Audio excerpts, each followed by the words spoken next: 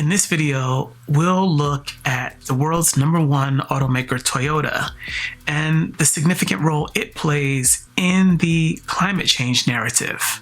Toyota, in October, made a revision to its sustainability data book in which the company revised its greenhouse gas emissions output for 2022 to 575 million tons of greenhouse gas emissions. That number's up from 400 million tons in 2021. The really noteworthy thing about that output is that Toyota's 2022 greenhouse gas emissions output places it just behind Canada's national CO2 output and far ahead of Australia. These numbers really raise some questions about Toyota and its impact as it relates to CO2 emissions globally as well as climate change. Why are these numbers so high? Well, under the European Union mandate, the emissions from a company now need to reflect total life cycle emissions, and that includes production, use, and disposal of their products.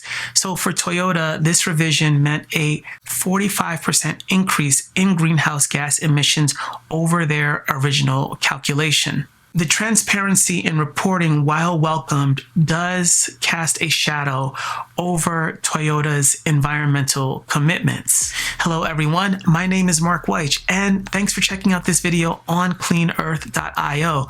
Before we continue, I'd really appreciate it if you'd consider hitting that like, and if you haven't already, that subscribe button.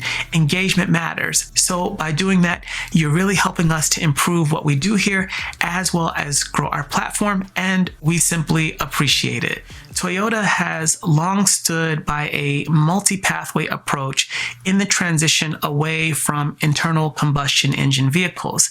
And this includes battery electric vehicles, hybrid vehicles like Toyota Prius, plug-in hybrid electric vehicles, and hydrogen fuel cell electric vehicles. This strategy has come under increasing scrutiny as the world transitions to electric vehicles. Despite the surge in electric vehicle sales, Toyota has actually seen an opposite trend. There has been a decline in its plug-in hybrid electric vehicle portfolio, as well as their hydrogen fuel cell electric portfolio.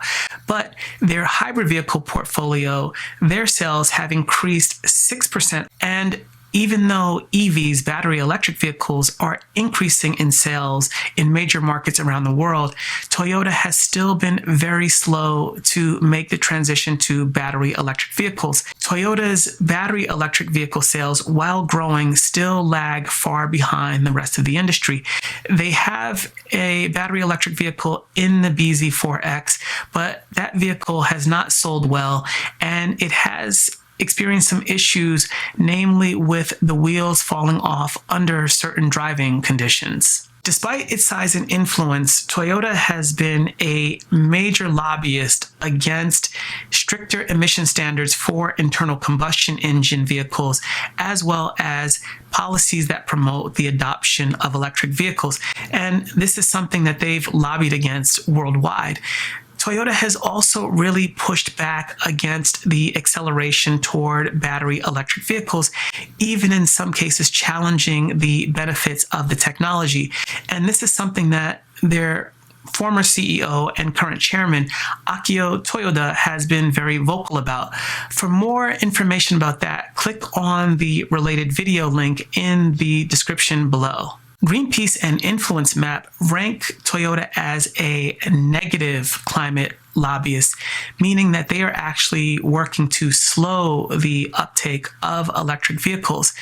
Although Greenpeace and Influence Map say that Toyota is resistant to transitioning to zero-emission vehicles and really aren't sort of moving in line with the rest of the automotive industry, the sustainability report from Toyota really shows otherwise.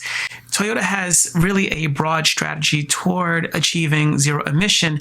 However, it seems that the messaging is perhaps not being communicated appropriately, or that Toyota's focus is really too broad, meaning that they are focused on maintaining their current model for selling and developing vehicles while also looking at making the transition toward electrification. So this is really a situation where Toyota in one aspect says that it is focused on making the transition to electrification, whereas the statistics may prove that Toyota is doing otherwise or not really focused at moving at the same speed as other automakers. So what this has really created are questions around Toyota's commitment to sustainability. In response to mounting pressure and changing market dynamics, Toyota has revised its strategy toward the mix of vehicles in its EV portfolio.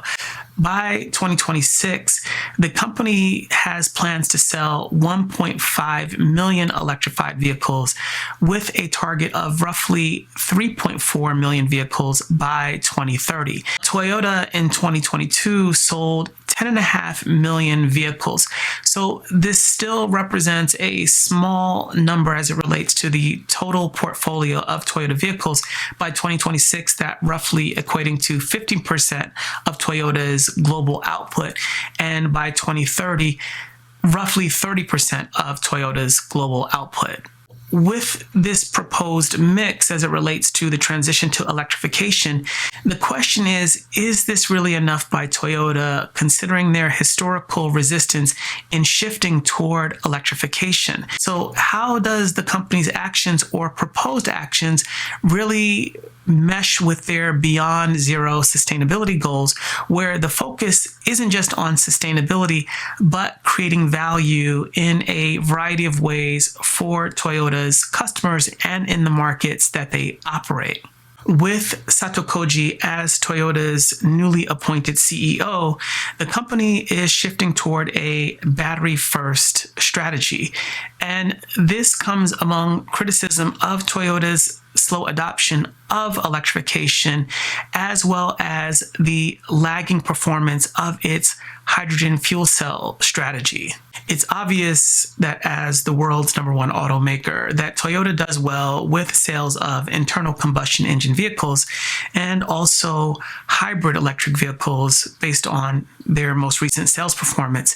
So the transition to electrification for Toyota is a very complex one. As Toyota pivots toward an electrified future, there are some key questions. Will the shift toward electrification minimize its environmental impact?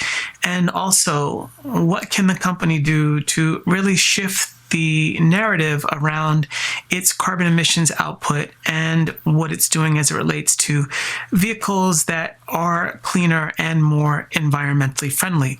So share your thoughts on these details about Toyota, and what do you think the way forward is for the company?